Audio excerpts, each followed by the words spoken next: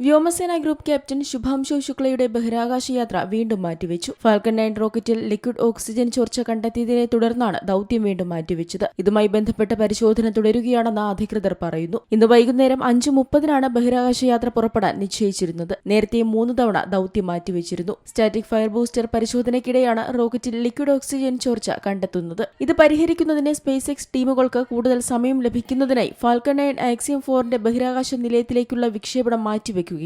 പ്രശ്നങ്ങൾ പരിഹരിച്ച ശേഷം പുതിയ വിക്ഷേപണ തീയതി അറിയിക്കുമെന്നും സ്പേസ് എക്സ് അറിയിച്ചു. NASA, ISRO, European space agency എന്നിവയുടെ സഹകരണത്തോടെ മനുഷ്യരെ ബഹിരാകാശ നിലയത്തിലേക്ക് എത്തിക്കുന്ന ദൌത്യമാണ് ആക്സിയം 4. അമേരിക്കൻ കമ്പനിയായ ആക്സിയമിനാണ് ദൌത്യ നിർവഹണത്തിന് കരാർ ലഭിച്ചത്. കമ്പനിയുടെ 4ാമത്തെ മിഷനാണ് ആക്സിയം 4. ഇലോൺ മസ്കിന്റെ സ്പേസ് എക്സും സഹായത്തിനുണ്ട്. സ്പേസ് എക്സിന്റെ ഫാൽക്കൺ 9 റോക്കറ്റിലാണ് ദൌത്യസംഘത്തെ ബഹിരാകാശത്തേക്ക് എത്തിക്കുക. US ഫ്ലോറിഡയിലെ കെനഡി സ്പേസ് സെന്ററിൽ നിന്ന് സ്പേസ് എക്സിന്റെ ഫാൽക്കൺ 9 ബ്ലോക്ക് 5 റോക്കറ്റാണ് 4 യാത്രക്കാരുമായി കുതിച്ചുയരേണ്ടിയിരുന്നത്. ഈ റോക്കറ്റിന്റെ മുകളിൽ ഘടിപ്പിച്ചിട്ടുള്ള ഡ്രാഗൺ C-213 പേടകത്തിലാണ് യാത്രക്കാർ ഇരിക്കുക. ശുഭാംശുവിനെ കൂടാതെ നാസയുടെ പെഗി വിറ്റ്സൺ, പോളണ്ടിൽ നിന്നുള്ള ബഹിരാകാശ സഞ്ചാരി സ്വാവോസ് ഉസാൻസ്കി, ഹംഗറിയിൽ നിന്നുള്ള ടിബർ കപു എന്നിവരാണ് മറ്റ് ദൌത്യ സംഘാംഗങ്ങൾ. മൈക്രോഗ്രാവിറ്റിയിൽ 60ലേറെ പരീക്ഷണങ്ങൾ ചെയ്യുകയാണ് സംഘത്തിന്റെ ലക്ഷ്യം. അതോടൊപ്പം ഇന്ത്യയ്ക്ക് വേണ്ടി ISRO നിർദ്ദേശിച്ച 7 പരീക്ഷണങ്ങൾ ശുഭാംശു ശുക്ല പ്രത്യേകമായി ചെയ്യും. സൂക്ഷ്മജീവികളിൽ റേഡിയോ തരംഗങ്ങൾ ഉണ്ടാക്കുന്ന മാറ്റങ്ങൾ, ശരീരത്തിന്റെ പേശികൾക്കുണ്ടാകുന്ന മാറ്റങ്ങൾ, മൈക്രോഗ്രാവിറ്റിയിൽ ഇലക്ട്രോണിക് ഡിസ്പ്ലേയും കണ്ണുകളുടെ ചലനവും വിത്തുകൾ മുളപ്പിക്കലും അവയുടെ വളർച്ചയും തുടങ്ങിയ പരീക്ഷണങ്ങളും അതിൽ ഉൾപ്പെടുന്നുണ്ടെന്നാണ് വിവരം. 550 കോടി രൂപയാണ് പദ്ധതിക്കായി ഇന്ത്യ ചെലവിടുന്നതെന്നാണ് റിപ്പോർട്ടുകൾ.